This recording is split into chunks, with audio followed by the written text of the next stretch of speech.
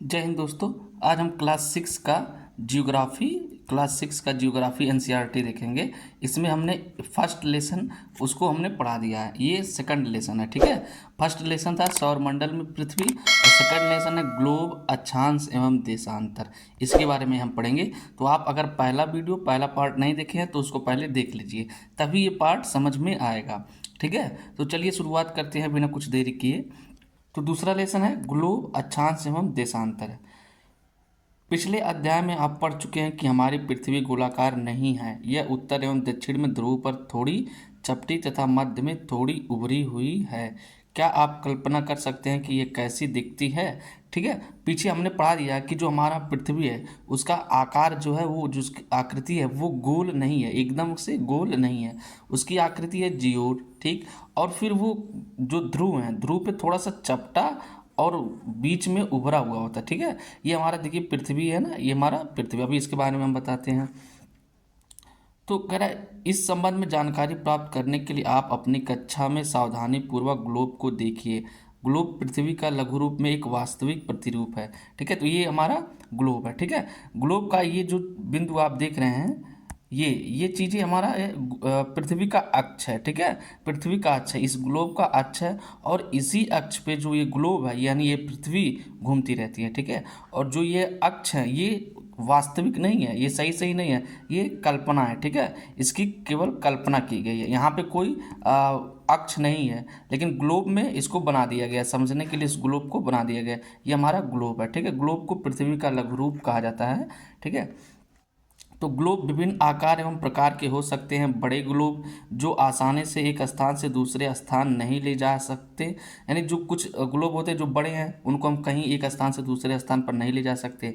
Pocket में रखने योग्य छोटे ग्लोब तथा गुब्बारे जैसे ग्लोब जिनमें हवा भरी जा सकती है एवं आसानी से एक स्थान से दूसरे स्थान ले जाया जा सकते हैं। यानी ग्लोब जो है उसकी प्रकार बता रहे कि कुछ ग्लोब बड़े होते हैं, कुछ ग्लोब छोटे होते हैं, कुछ गुब्बारे की भांति आते हैं। उनको उनमें जब हवा भरेंगे तो वो ग्लोब की तरह दिखने लगेंगे।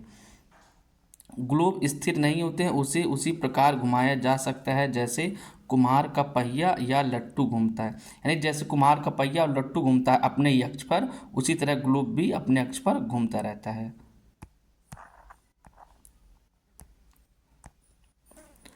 ग्लोब पर देशों, महाद्वीपों तथा महासागरों को उनके सही आकार में दिखाया जाता है। यानी इस ग्लोब, ये जो ग्लोब है, ये कोई भी कंट्री हुआ, कोई भी कॉन्टिनेंट हुआ, उन सबको उसी स्थान उसी रूप में दिखाया जाता है जिस तरह से हमारे पृथ्वी पर होती है।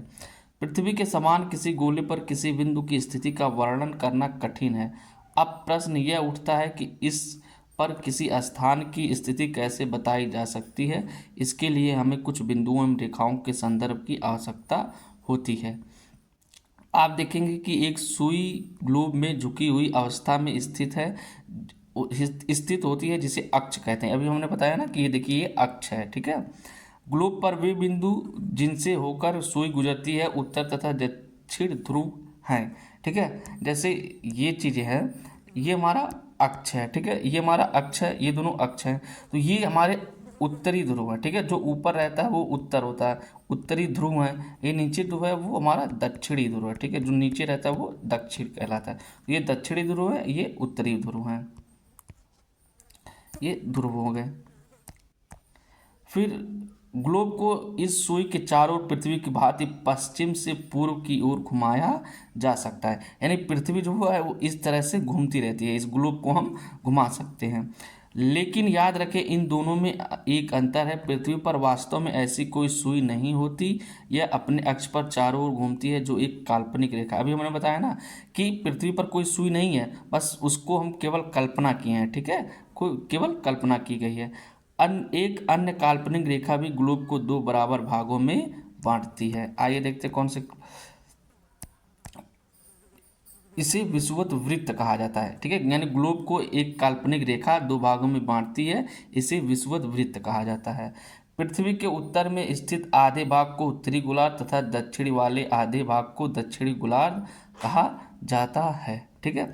देखिए ये मान लीजिए हमारा पृथ्वी है, ठीक। ये हमारा पृथ्वी है।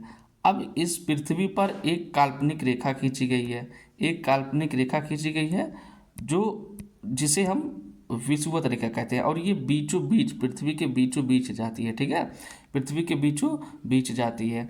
और ऊपर का जो इस रेखा से ऊपर का भाग ये होगा हमारा उत्तरी गोलार्ध, ठीक है, उत्तरी गोलार्ध। नीचे वाला हो गया हमारा दक्षिणी गोलार्ध, क्या हो गया, दक्षिणी गोलार्ध, ठीक है। देखिए ये हमारा पूरा गोला है और इसका आधा, ठीक है, गोले का आधा यानी गोलार्ध, यानी गोल है और इसका आधा है तो यानी अर्ध यानी गोलार्ध। ये हमारा उत्तरी गोलार्ध हो गया, ये दक्षिणी गोलार्ध हो गया। तो ये पृथ्वी को 2 भागों में बांट देता है।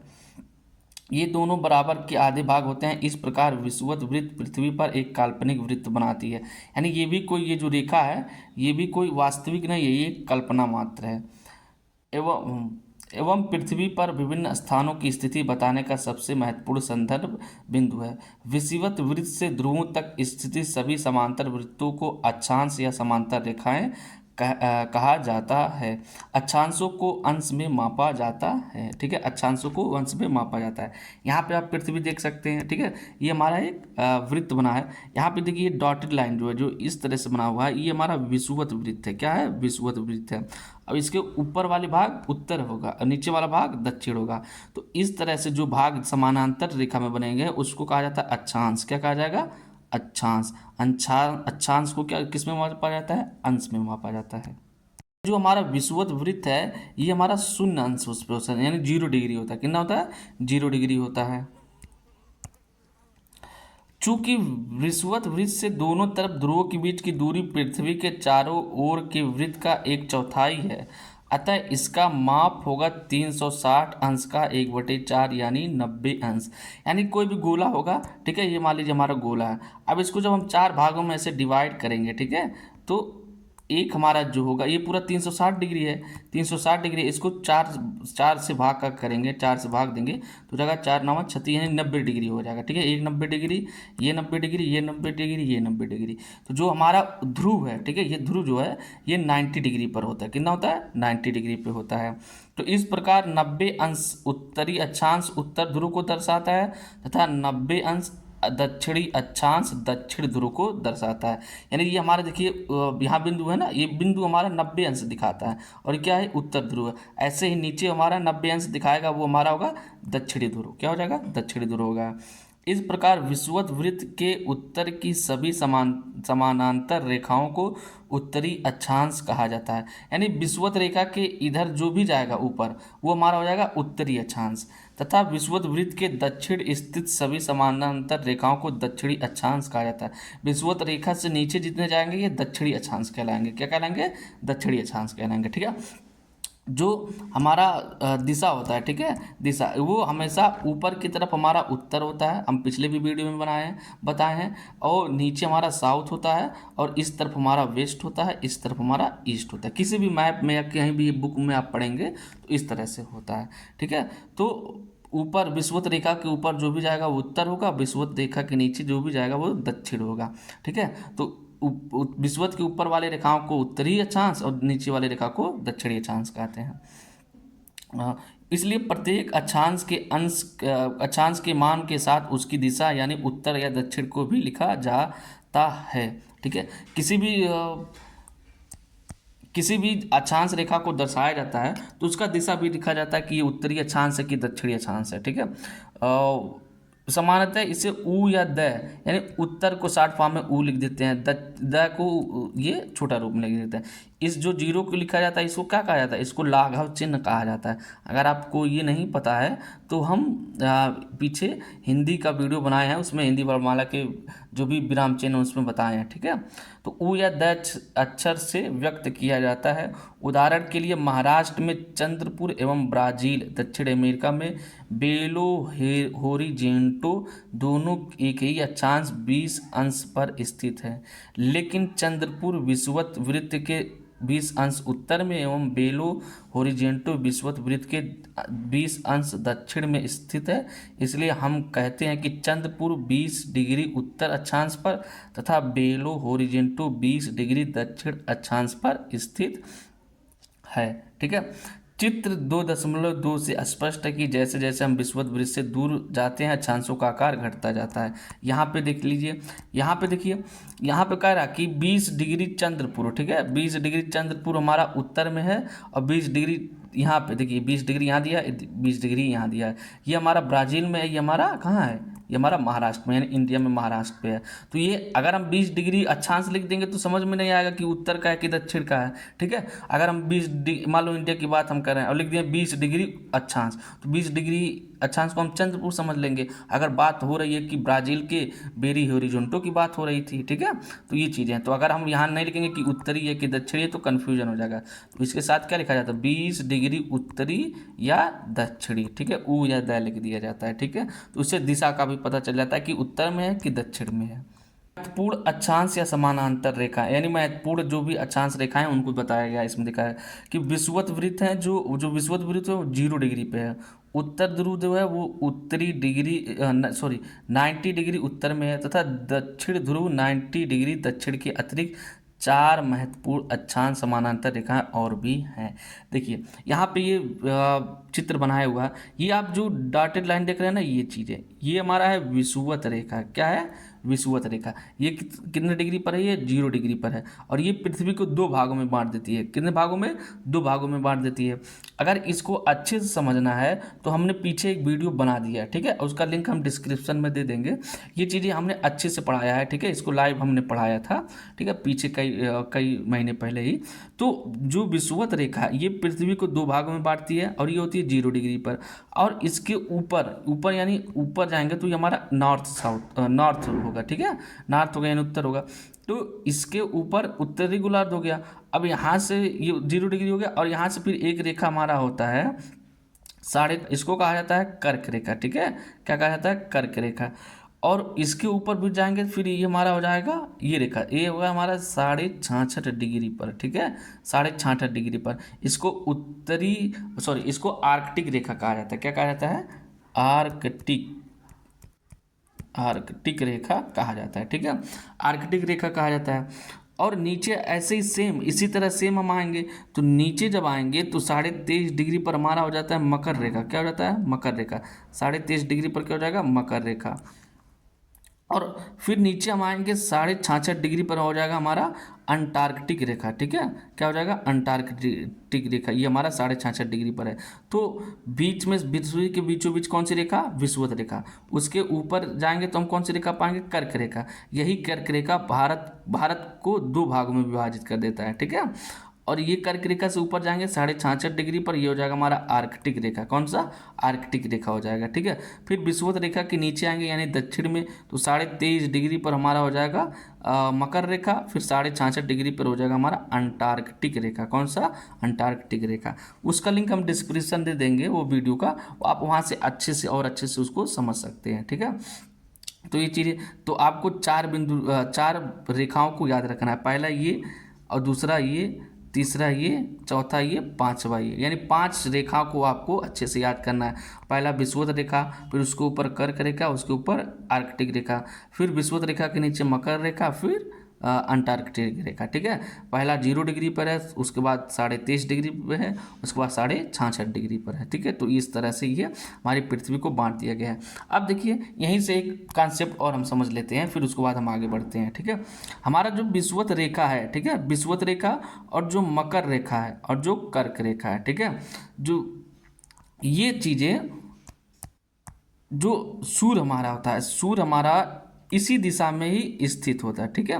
जो सूर्य हमारा है इन्हीं दोनों कर्क रेखा और मकर रेखा, इन्हीं दोनों के बीच में चलता रहता है, ठीक है। ना कर्क रेखा से आगे जाता है ना मकर रेखा से आगे जाता है, तो इन्हीं दोनों के बीच हमेशा रहता है। तो यहाँ पे गर्मी अत्यधिक पाई जाती है। क्या पाई जाएगी, गर्मी ज़्यादा पाई जाएगी, ठीक है। तो इसलिए गर्मी को कहा जाता है उष्ण। क्या कहा जाता है, उष्ण। तो इसलिए इसको कहा जाता है उष्ण कटिबंध। क्या कहा जाता है, उष्ण कटिबंध। कटिबंध मतलब क्षेत्र यानी गर्म क्षेत्र, तो इसको कहा जाता है उष्ण कटिबंध। इसको भी कहा जाएगा उष्ण कटिबंध, इसको भी उष्ण कटिबंध, ठीक है। तो विषुवत रेखा के 23.5 डिग्री के उत्तर और दक्षिण में कौन सी कटिबंध पाया जाएगा, उष्ण कटिबंध पाया जाएगा। फिर उसके ऊपर जब हम जाएंगे तो हमारा आर्कटिक रेखा और कर्क रेखा के बीच जो होगा वहाँ पे कुछ गर्मी होगी और कुछ ठंडी होगी, ठीक है। उष्ण होगा और शीत होगा, तो शीत और प्लस उष्ण, ठीक है। शीत प्लस उष्ण जो इसका संधि करेंगे, हम संधि करेंगे तो हो जाएगा हमारा शीतोष्ण। तो ये हो जाएगा हमारा उत्तरी शीतोष्ण कटिबंध, यानी यहाँ गर्मी भी पड़ेगी और ठंडी भी रहेगी, ठीक है। तो ये हमारा हो जाएगा उत्तरी शीतोष्ण कटिबंध। इसके ऊपर जब हम जाएंगे तो यहाँ पे सूर्य का प्रकाश नहीं पड़ेगा और यहाँ पे हमेशा ठंड रहता है, तो ये कौन सा कटिबंध हमारा हो जाएगा, शीत कटिबंध। कौन सा, शीत, यानी हमेशा गर्म पड़ता है, ठीक है, सॉरी हमेशा ठंडी पड़ती है। तो विषुवत रेखा के पास क्या पा जाएगी, गर्मी। उससे आगे कर्क रेखा से आगे जाएंगे तो हमारा हो जाएगा गर्मी और ठंडी दोनों होती है, इसको कहा जाएगा शीतोष्ण।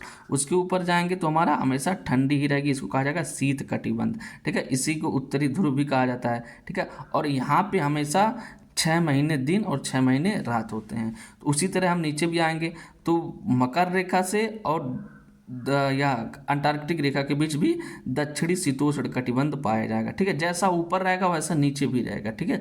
लेकिन वहाँ पे हम दिशा जोड़ देंगे, वहाँ उत्तर लिख देंगे, यहाँ दक्षिण लिख देंगे, तो ऊपर हो जाएगा हमारा उत्तर, नीचे हो जाएगा दक्षिण। तो यहाँ दक्षिण शीतोष्ण कटिबंध, यहाँ दक्षिणी शीत कटिबंध पाया जाएगा। और यहाँ पे जो ध्रुव हैं उन ध्रुवों पे हमेशा 6 महीने दिन और 6 महीने रात होते हैं। क्यों, क्योंकि जो हमारा सूर्य यहाँ पे रहता है ना, तो यहाँ से सूर्य का प्रकाश सही से नहीं जाता है, तिरछा जाता है, तो हमेशा गर्मी नहीं पड़ती है, इसलिए यहाँ पे हमेशा ठंडा रहता है, ठीक है। तो ये चीज़ें हैं, आप इसको अच्छे से समझ लीजिए।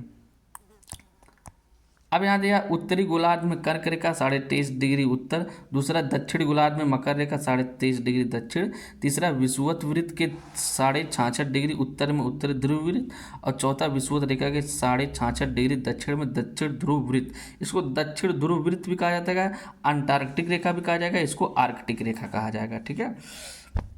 अब पृथ्वी के ताप कटिबंध, ताप कटिबंध को भी हमने बता दिया है। कर्क रेखा एवं मकर रेखा के बीच सभी अक्षांशों पर सूर्य वर्ष में एक बार दोपहर में सिर के ठीक ऊपर होता है। अब यहाँ पे ये हमारा समझ लीजिए पृथ्वी है, पृथ्वी को ये हमारा विषुवत रेखा, ये हमारा कर्क रेखा, ये हमारा मकर रेखा, तो इन्हीं के बीच हमेशा सूर्य हमारा रहता है। यानी इस क्षेत्र में कभी न कभी सूर्य एक दिन ऐसा आएगा कि सूर्य हमारे सर पे रहता है, इसलिए इस क्षेत्र में सबसे अधिक ऊष्मा प्राप्त होती है तथा इसे उष्ण कटिबंध कहा जाता है। तो यहाँ पे जो चीज़ें होती हैं ये हमेशा यहाँ गर्मी होती है, इसलिए देखो इन दोनों के बीच, इन दोनों क्षेत्रों के बीच जो लोग रहते हैं, जो कॉन्टिनेंट या जो देश होते हैं, वहाँ के लोग काले होते हैं। क्या होते हैं, काले होते हैं, ठीक है। जो अफ्रीका महाद्वीप है, अफ्रीका महाद्वीप भी एक ऐसा महाद्वीप है जिसमें तीनों रेखा पाई जाती है, ठीक है। ये पूरा अफ्रीका महाद्वीप यहाँ से लेके यहाँ तक फैला हुआ है, इसलिए देखिए कि अफ्रीका के लोग हमेशा काले ही होते हैं, ठीक है। वहाँ के किसी भी देश को देख लेंगे वहाँ के लोग काले होंगे, क्यों, क्योंकि वहाँ पे गर्मी हमेशा अधिक पड़ती रहती है, इसलिए वहाँ के लोग काले होते हैं। कर्क रेखा तथा मकर रेखा के बाद किसी भी अक्षांश पर दोपहर का सूर्य कभी भी सिर के ऊपर नहीं होता है। ध्रुव की तरफ सूर्य की किरणें तिरछी होती जाती हैं। इस प्रकार उत्तरी गोलार्ध में कर्क रेखा एवं उत्तर ध्रुव वृत्त तथा दक्षिणी गोलार्ध में मकर रेखा एवं दक्षिण ध्रुव वृत्त के बीच वाले क्षेत्र का तापमान मध्यम रहता है, इसलिए इन्हें शीतोष्ण कटिबंध कहा जाता है। तो जहाँ शीतोष्ण कटिबंध होता है उसमें हमारा शीत भी, शीत यानी ठंडी और उष्ण यानी गर्मी, ये दोनों पाया जाता है। इसी को संधि करेंगे तो हमारा हो जाएगा शीतोष्ण कटिबंध, ठीक है। हमने उसको अच्छे से समझा दिया, आप वहाँ भी देख सकते हैं, और जो वीडियो हम लिंक जिस वीडियो का हम लिंक डिस्क्रिप्शन में देंगे वहाँ से भी आप समझ सकते हैं, ठीक है। अब देखते हैं उत्तरी गोलार्ध में उत्तर ध्रुव वृत्त एवं उत्तरी ध्रुव तथा दक्षिण गोलार्ध में दक्षिण ध्रुव वृत्त एवं दक्षिणी ध्रुव के बीच के क्षेत्र में ठंड बहुत होती है, क्योंकि यहाँ सूर्य क्षितिज से ज़्यादा ऊपर नहीं आ पाता, इसलिए ये शीत कटिबंध कहलाते हैं, ठीक है। अभी बताया ना कि यहाँ पे जो सूर्य है वो ज़्यादा सूर्य का प्रकाश नहीं पहुँच पाता, इसलिए यहाँ पे हमेशा ठंडी ही रहती है, ठीक है। अब यहाँ पे हमने अक्षांश पढ़ा, अब पढ़ते हैं देशांतर। तो अक्षांश अपने समझा जो इस तरह पट्ट होते हैं, जो पट्ट लाइन पृथ्वी पर खींची जाती है उसको अक्षांश कहा जाते हैं, ठीक है। अब देशांतर समझते हैं क्या है। किसी स्थान की स्थिति को बताने के लिए उस स्थान के अक्षांश के अतिरिक्त कुछ और जानकारियाँ की आवश्यकता होती है। यानी किसी भी स्थान की स्थिति को बताएं कि हम किस स्थिति पर है, वो पर्टिकुलर किस क्षेत्र में है, तो उसको अक्षांश के अतिरिक्त किसी और चीज़ की आवश्यकता होगी। आप देख सकते हैं कि प्रशांत महासागर में स्थित टोंगा द्वीप एवं हिंद महासागर में स्थित मॉरिशस द्वीप एक ही अक्षांश 20 डिग्री 0 मिनट दक्षिण पर स्थित हैं। उनकी सही स्थिति जानने के लिए यह पता करना होगा कि उत्तर ध्रुव को दक्षिण ध्रुव से जोड़ने वाले संदर्भ रेखा से पूर्व या पश्चिम की ओर इन स्थानों की दूरी कितनी है। देखिए, मान लीजिए ये हमारा कर्क रेखा है। अब कर्क रेखा पर, कर्क रेखा 23.5 डिग्री पर जाती है। अब कर्क रेखा पर कई सारे स्थान स्थित होंगे। मान लीजिए यहाँ पे हमारा कोई अमेरिका का देश, अमेरिका का कोई स्थान हो गया, यहाँ पे हमारा भारत का कोई स्थान हो गया। अगर हम कह दिए, मान लीजिए यहाँ पे हमारा हो गया गुजरात का क्षेत्र, तो हम कह दें 23.5 डिग्री उत्तर गुजरात का क्षेत्र।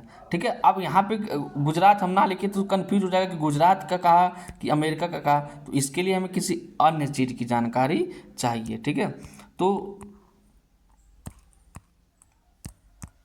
इन संदर्भ रेखाओं को देशांतरी यामोत्तर कहते हैं तथा इनके बीच की दूसरी दूरी को देशांतर के अंशों में मापा जाता है। ठीक है, ये आप ये मैप देखिए, एक चित्र देखिए, ये चित्र हमारा पृथ्वी का। यहाँ पे जो इस तरह से रेखाएं खींची जाएंगी, खड़ी रेखाएं, ठीक है, उसको कहा जाता है देशांतर रेखाएं। ठीक है, इस तरह से बनी हुई हैं, इस तरह से। ठीक है, तो इस तरह से बनी हुई हैं, इसको कहा जाता है देशांतर रेखाएं। कौन सी रेखाएं? देशांतर रेखाएं। ठीक है, तथा उनके बीच की दूरी को देशांतर के अंशों में मापा जाता है। प्रत्येक अंश को मिनट में तथा मिनट को सेकंड में विभाजित किया जाता है। देखिए, जो डिग्री है, डिग्री, ठीक है, ये डिग्री है, इस डिग्री को मिनट में, ठीक है, और मिनट को सेकंड में विभाजित किया जाता है। ये अर्धवृत्त हैं तथा इनके बीच की दूरी ध्रुवों की तरफ बढ़ने पर घटती जाती है एवं ध्रुवों पर शून्य हो जाती है, जहाँ सभी देशांतरी यामोत्तर आपस में मिलते हैं। अक्षांश समांतर रेखाओं से भिन्न सभी देशांतरी यामोत्तर की लंबाई समान होती है, इसलिए इन्हें सिर्फ मुख्य संख्याओं में व्यक्त करना कठिन था। तब सभी देशों ने निश्चय किया कि ग्रीनिच, जहां ब्रिटिश राजकीय वेधशाला स्थित है, से गुजरने वाली यामोत्तर से पूर्व और पश्चिम की ओर गिनती शुरू की जाए। इस यामोत्तर को प्रमुख यामोत्तर कहते हैं। इसका मान 0 डिग्री देशांतर है तथा यहाँ से हम 180 डिग्री पूर्व या 180 डिग्री पश्चिम तक गणना करते हैं। तो देखिए, ये जो हमारा पृथ्वी है, इस पृथ्वी पर कई सारे देशांतरी इस तरह से रेखाएं खींची गई हैं। उनमें से एक हमारा बीचों बीच, जो हमारा सबसे मध्य में है, वो हमारा ब्रिटिश के ग्रीनिच, यहाँ ग्रीनिच दिया है तो ये ग्रीनविच भी होता है। ठीक है, ग्रीनविच भी आप कहीं कहीं पढ़े होंगे, तो ये दोनों सही है। तो ग्रीनविच रेखा से एक सीधी रेखा खींची गई है जो 0 डिग्री सेल्सियस पे है। ठीक है, 0 डिग्री पे है। इसको प्रमुख यामोत्तर या प्रमुख देशांतरी रेखा कहा जाता है। ठीक है, अब यहाँ से जो इस तरफ से जाएंगे वो हमारे पूर्व यानी ईस्ट कहलाएंगे, और जो हमारे इसके इधर इस साइड जाएंगे वो हमारे वेस्ट यानी पश्चिम कहलाएंगे। यहाँ से हम जा सकते हैं 180 डिग्री, यहाँ से भी जा सकते हैं हम 180 डिग्री। ठीक है, तो ये प्रमुख 0 डिग्री जो है, यही हमारा मुख्य यामोत्तर है या प्रमुख यामोत्तर इसको कहा जाता है, और ये 0 डिग्री पर होता है। इससे बाएं साइड में जाएंगे तो हमारा वेस्ट यानी पश्चिम, इससे दाएं साइड में जाएंगे तो हमारा ईस्ट यानी पूर्व होता है।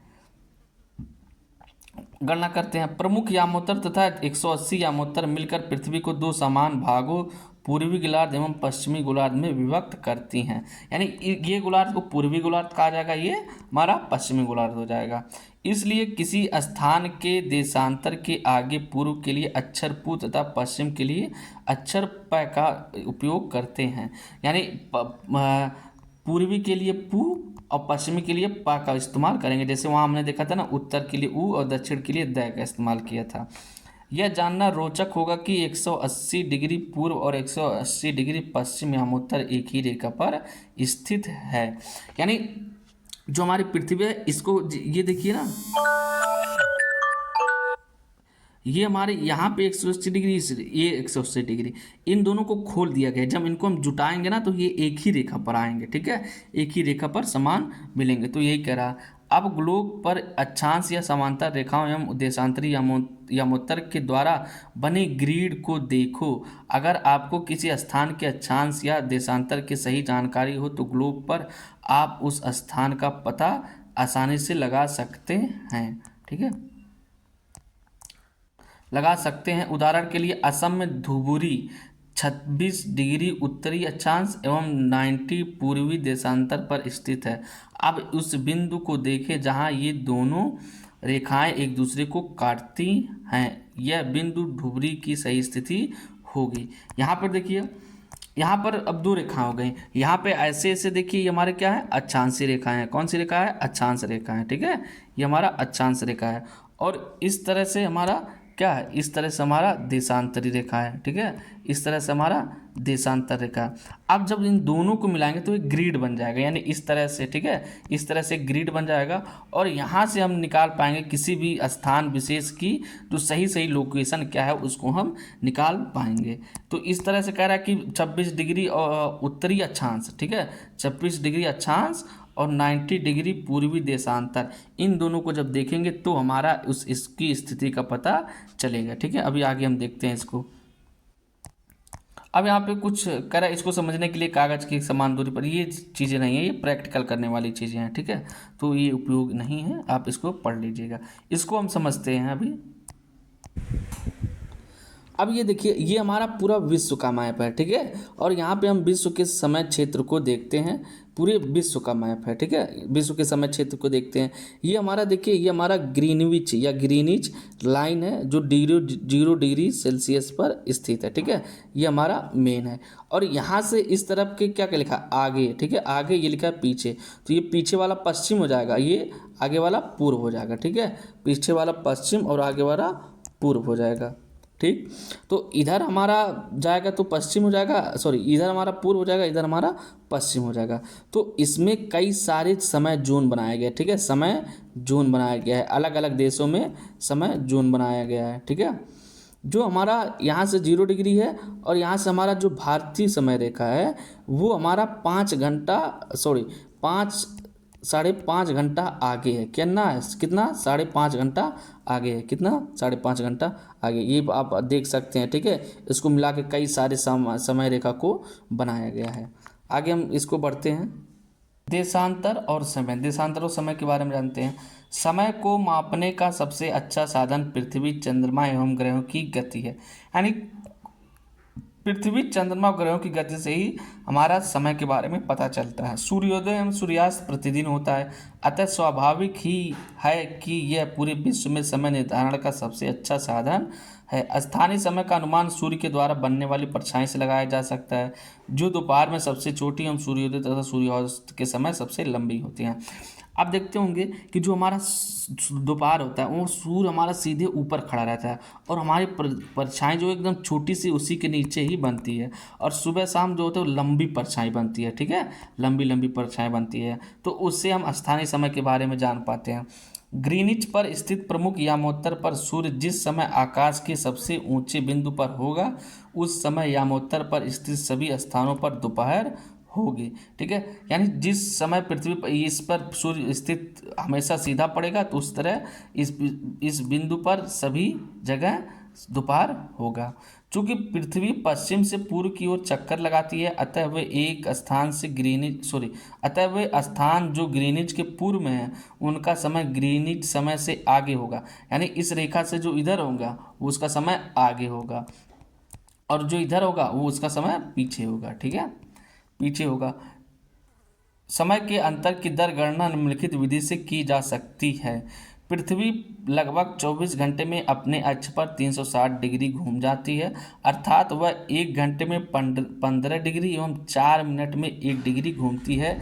इस प्रकार जब ग्रीनिच में दोपहर के 12 बजते हैं तब ग्रीनिच के से 15 डिग्री पूर्व में समय होगा 15 गुणे 4 बराबर 60 मिनट, अर्थात ग्रीनविच समय से 1 घंटा आगे। देखिए, जब हम, ये हमारा गोला है, यहाँ से जब 1 डिग्री हम बढ़ेंगे, मान लीजिए इन दोनों के बीच की दूरी 1 डिग्री है, तो 1 डिग्री तय करने में पृथ्वी को 4 मिनट लगेगा, कितना 4 मिनट लगेगा। और वैसे ही 15 डिग्री जब जाएगा तो 15 चौके 60 यानी 1 घंटा लगेगा। तो यानी 15 डिग्री, जैसे हम 0 डिग्री से 15 डिग्री आगे जाएंगे तो 1 घंटे का अंतर आता जाएगा, ठीक है। इस तरह से हम इसका समय पता कर सकते हैं। तो 1 बजा होगा, लेकिन ग्रीनिच से 15 डिग्री पश्चिम का समय ग्रीनिच समय से 1 घंटा पीछे होगा, यानी वहाँ सुबह के 11 बजे होंगे। यानी अगर ये ग्रीनिच से अगर 15 डिग्री कोई पीछे रहेगा तो यहाँ 11 बजेंगे, यहाँ 12 बजेगा, यहाँ से 15 डिग्री कोई आगे रहेगा तो यहाँ 1 बजेगा। तो दोपहर के 12 बजेंगे, उस समय 180 पर मध्य रात्रि होगी। अब यहाँ से जैसे जैसे ये 15 होगा, 15 फिर ऐसे ऐसे जहाँ हमारा 180 डिग्री होगा वहाँ 12 बजे रात होगा, ठीक है। 12 बजेगा तो लेकिन वहाँ रात होगा, यहाँ दोपहर होगा, ठीक है। किसी भी स्थान पर जब सूर्य आकाश में अपने उच्चतम बिंदु पर होता है दोपहर में, उस समय घड़ी में दिन के 12 बजते हैं। जब सूर्य हमारा एकदम हमारे ऊपर होता है तो उस समय 12 बजते हैं। इस प्रकार घड़ी के द्वारा दिखाया गया समय उस स्थान का स्थानीय समय होगा। आप देख सकते हैं कि दिए गए देशांतरी यामोत्तर पर सभी स्थानों का स्थानीय मान समय समान है। हम मानक समय क्यों मानते हैं? अलग अलग यामोत्तर पर स्थित स्थानों के स्थानीय समय में अंतर होता है। उदाहरण के लिए बहुत से देशांतर होकर गुजरने वाली रेलगाड़ियों के लिए समय सारणी तैयार करना कठिन होगा। भारत में गुजरात के द्वारका तथा असम के डिब्रूगढ़ के स्थानीय समय में लगभग 1 घंटा 45 मिनट का अंतर होगा। इसलिए यह आवश्यक है कि देश के मध्य भाग से होकर गुजरने वाले किसी यामोत्तर के स्थानीय समय को देश का मानक समय माना जाए। इस यामोत्तर रेखा को स्थानीय समय को पूरे देश का समय माना जाता है। यानी पृथ्वी के हम जब एकदम पश्चिमी बिंदु पे जाएंगे तो वहाँ, और जो पूर्वी बिंदु है यहाँ पे जाएंगे तो इन दोनों के बीच का 2 घंटे का अंतर होगा। अगर यहाँ सूर्योदय 4 बजे होगा तो यहाँ सूर्योदय 6 बजे होगा। अगर यहाँ सूर्योदय 8 बजे होगा तो यहाँ सूर्योदय 6 बजे होगा। यानी सूर्यास्त अगर यहाँ 6 बजे होगा तो यहाँ सूर्यास्त 8 बजे होगा। इन दोनों के बीच 2 घंटे का अंतर पाया जाता है। तो वही कह रहा है कि हम किसी भी देश के बीचों बीच जो यामोत्तर रेखा जाती है उसी को मानक समय मान लेते हैं। अब यहाँ कह रहा भारत में 82.5 डिग्री पूर्व को मानक यामोत्तर माना गया है। इस यामोत्तर के स्थानीय समय को पूरे देश का मानक समय माना जाता है। इसे भारतीय मानक समय के नाम से जाना जाता है। हमारा भारतीय मानक समय क्या है, ये देखिए यहाँ से, और ये देखिए 68 डिग्री पूर्व या 97 डिग्री पश्चिम, ये हमारा पश्चिमी बिंदु सबसे लास्ट है, ये हमारा पूर्वी बिंदु है। इन दोनों के बीच का अंतर हमारा होता है 29 डिग्री। कितना? 29 डिग्री। 29 डिग्री को बांटेंगे तो हमारा हो जाएगा 14.5 डिग्री। अब 14.5 डिग्री इससे आगे और 14.5 डिग्री इससे पीछे, यानी 82.5 डिग्री ये हमारा बीचों बीच हुआ है। और इसी को हम मानक समय, भारत का मानक समय माना जाता है, ठीक है। क्योंकि यहाँ से जितना पीछे जाएंगे जितना अंतर होगा, वहाँ से इतना आगे जाएंगे, इन दोनों के बीच समान अंतर होगा। अब यहाँ पे कह रहा कबीर भोपाल के निकट एक छोटे नगर में रहता है। वह अपने मित्र आलोक से कहता है कि वे लोग आज रात्रि में नहीं सो पाएंगे। भारत एवं इंग्लैंड के बीच एक क्रिकेट मैच लंदन में 2 बजे अपराह्न में शुरू होगा, अर्थात भारत के समयानुसार मैच शाम के 7:30 बजे शुरू होगा तथा देर रात्रि में समाप्त होगा। क्या आप जानते हैं कि भारत एवं इंग्लैंड के बीच समय में क्या अंतर है? तो भारत ग्रीनिच के पूर्व 82 डिग्री 30 मिनट पूर्व में स्थित है तथा यहाँ का समय ग्रीनिच समय से 5 घंटा 30 मिनट आगे है। यानी अगर जो हमारा इंग्लैंड में अगर 12 बजेगा, दोपहर का 12 बजेगा, तो यहाँ शाम का 5:30 बजेगा। कितना बजेगा? 5:30 बजेगा। तो 5.5 घंटा का अंतर होता है।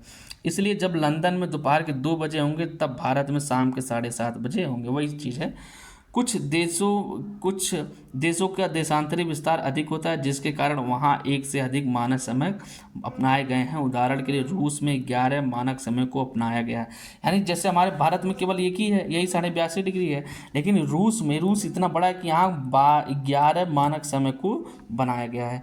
पृथ्वी को एक एक घंटे वाले 24 समय क्षेत्रों में बांटा गया है। इस प्रकार प्रत्येक समय क्षेत्र 15 डिग्री देशांतर तक क्षेत्र को घेरता है। ये हमारा समय जोन हो गया ना। तो आप समझ गए ना ये समय जोन क्या होता है। ये हमारा देशांतर जो ग्रीनविच है वो हमारा 0 डिग्री पर जाता है। इससे आगे जितना दूर पे जाएंगे हम, अगर 1 डिग्री जाएंगे तो 4 मिनट का अंतर होगा। जितना डिग्री हम आगे बढ़ेंगे उससे आप 4 से गुणा कर लीजिएगा, फिर उसको आप 1 घंटे में बदल दीजिएगा, तो उतने समय का अंतर हो जाएगा, ठीक है। आइए इसके आधार पर हम थोड़ा सा प्रश्न देखते हैं, ठीक है। करा पृथ्वी का सही आकार क्या है? सही आकार क्या है? पृथ्वी का सही आकार हमारा जियोड है, भू आकृति है। कह रहा ग्लोब क्या है, तो ग्लोब क्या है, ग्लोब को हम मान सकते हैं कि पृथ्वी का एक काल्पनिक रूप है, ठीक है, काल्पनिक रूप है। कर्क रेखा का अक्षांशी मान क्या है, तो इसका है 23.5 डिग्री। फिर है पृथ्वी के 3 ताप कटिबंध कौन कौन से हैं, तो पहला शीत कटिबंध, सॉरी उष्ण कटिबंध, उष्ण, फिर है शीतोष्ण, फिर हमारा शीत कटिबंध, ये 3 हो गया। अक्षांश एवं देशांतर रेखाएं क्या हैं, जो हमारे अक्षांश रेखाएं हैं वो समांतर इस तरह से होती हैं और देशांतर रेखाएं इस तरह से होती हैं। उष्मा की सबसे अधिक मात्रा उष्ण कटिबंध क्यों प्राप्त करते हैं, उष्ण कटिबंध में अधिक गर्मी क्यों होती है, क्योंकि वहाँ पे कर्क रेखा और मकर रेखा इन्हीं दोनों के बीच हमारे सूर्य हमेशा स्थित रहता है, इसलिए यहाँ पे ज़्यादा गर्मी पड़ती है। जब भारत में समय शाम के 5:30 बजते हैं तब लंदन में दोपहर के 12 क्यों बजते हैं, क्योंकि लंदन से और भारत के बीच 82.30 डिग्री 30 मिनट का अंतर होता है, इसलिए इनके बीच अंतर पाया जाता है। कर अब प्रमुख यामांतर मान क्या है, तो ये हो जाएगा हमारा 0 डिग्री सेल्सियस। शीत कटिबंध किसके नज़दीक पाया जाता है, तो किसके, ध्रुवों के विषुववृत्त करके रखा है, तो ध्रुवों के। देशांतरों की कुल संख्या कितना होती है, 180 होती है। दक्षिण ध्रुव वृत्त स्थित हैं, और दक्षिण ध्रुव वृत्त स्थित हैं उत्तरी गोलार्ध, दक्षिणी गोलार्ध, पूर्वी गोलार्ध में, तो ये हो जाएगा दक्षिणी गोलार्ध में। कह रहा है ग्रिड किसका जाल है, अक्षांश समांतर रेखा में, दशांतरी यामांतर कर्क रेखा में, तो ये हो जाएगा हमारा इसका, ठीक है, तो इसका सही जवाब ये हो गया। तो इस तरह से आप वीडियो को शेयर कर लीजिए, शेयर कर दीजिए, और जो भी ना समझ में आए उसको कमेंट करिए, ठीक है, कमेंट करके पूछ लीजिए, ठीक है। और जो वीडियो का लिंक हम डिस्क्रिप्शन में देंगे आप उसको देख लीजिए, और वहाँ से आपको अक्षांश देशांतर समय जोन अच्छे से समझ में आ जाएगा। तब तक के लिए धन्यवाद। जय हिंद, जय भारत।